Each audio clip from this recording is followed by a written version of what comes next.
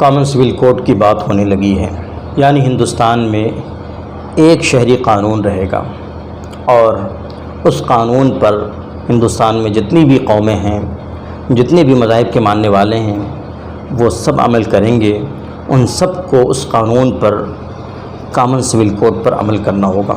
اس کا مطلب یہ ہے کہ چاہے وہ ہندو ہوں، چاہے عیسائی ہوں، چاہے پارسی ہوں، چاہے جین ہوں، چاہے مسلمان ہوں، سب کو ایک شہری قانون کے مطابق، کامن سول کوڈ کا مطلب یہ ہوتا ہے ایک شہری قانون، ایک جو قانون ہوگا وہ پورے ملک کے لیے ہوگا اور تمام مذاہب کے ماننے والوں کو ہر حال میں اسی پر عمل کرنا ہوگا۔ اگر وہ ایسا نہیں کرتے ہیں تو وہ قانون کے مجرم ہوں گے، قانون کو توڑنے والے ہوں گے، قانون ان کو سزا دے سکتا ہے۔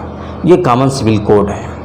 ہندوستان میں جہاں پہ مختلف مذاہب کو ماننے والے ہیں، مختلف ثقافتوں کو ماننے والے ہیں اور مختلف دھرم اور مختلف مذاہب کو ماننے والے لوگ بستے ہیں، اس بڑے ملک میں کامن سول کوڈ لانا ظاہر سی بات ہے، یہ سمجھ سے باہر ہے کہ آخر کامن سول کوڈ کی ہندوستان میں کیا ضرورت پیش آ گئی، ایسا کیا مسئلہ ہے کہ ہندوستان میں آج کامن سول کوڈ کی، یکساں سول کوڈ کی بات ہو رہی ہے۔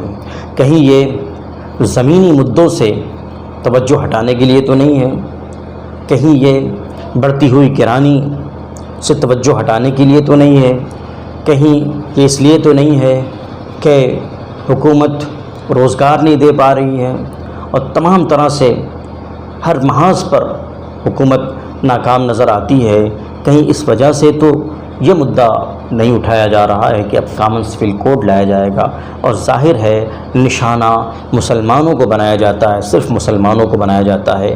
یہ وجہ ہے کہ مسلم پرسنل لا بورڈ نے ایک لیٹر جاری کر کے پوری طرح کامن سول کوڈ کی مذمت کی ہے کہ کامن سول کوڈ کسی طرح قابل قبول نہیں ہے۔ مسلمانوں کے لیے کامن سول کوڈ کا مطلب یہ ہے کہ وہ اسلامی تعلیمات سے دستبردار ہو جائیں، اسلام نے جو طلاق کا نظام بنایا ہے اس سے دستبردار ہو جائیں اور اب جو قانون ہندوستان بنائے گا، جو لاگو کیا جائے گا، اس پر عمل کریں گے۔ اسی طرح مسلمان نفقہ اور خرچہ اور گزارا اور بھتہ، یہ جو ان کے یہاں قانون ہے اسلام کے اندر، اس سے دستبردار ہو جائیں۔ اسی طرح مسلمان وصیت اور وراثت کے قانون سے جو اسلام ان پر نافذ کرتا ہے، لاگو کرتا ہے، اس سے دستبردار ہو جائیں۔ یعنی اس طرح کے جو قوانین ہیں، جو قرآن کی تعلیم ہے، جو اسلام کہتا ہے اور جس کو مسلمان فالو کرتے ہیں، اس سے دستبردار ہو جائیں۔ یہ ہے کامن سول کوڈ کا مطلب۔ ظاہر ہے کامن سول کوڈ مسلمانوں کے لیے ہرگز قابل قبول نہیں ہے۔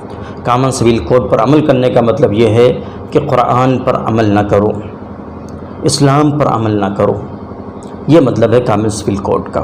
اور مسلمان ظاہر سی بات ہے قرآن پر عمل کرتا ہے اور اسلام پر عمل کرتا ہے، ملک کا وفادار رہتے ہوئے، ملک کی سربلندی کے لیے کام کرتے ہوئے اور ملک کے حق میں مفید اور نفع بخش رہتے ہوئے وہ اسلام پر عمل کرتا ہے، ملک سے محبت کرتے ہوئے وہ اسلام پر اور قرآن کے قانون پر عمل کرتا ہے، جس سے کسی کا کوئی نقصان نہیں ہوتا، جس سے کسی کا کوئی مفاد نہیں ٹکراتا۔ آج تک کسی کا کوئی مفاد نہیں ٹکرایا، تو مسلمان اپنی شریعت پر عمل کرتا ہے۔ لیکن آج کامن سول کوڈ کی بات کی جا رہی ہے۔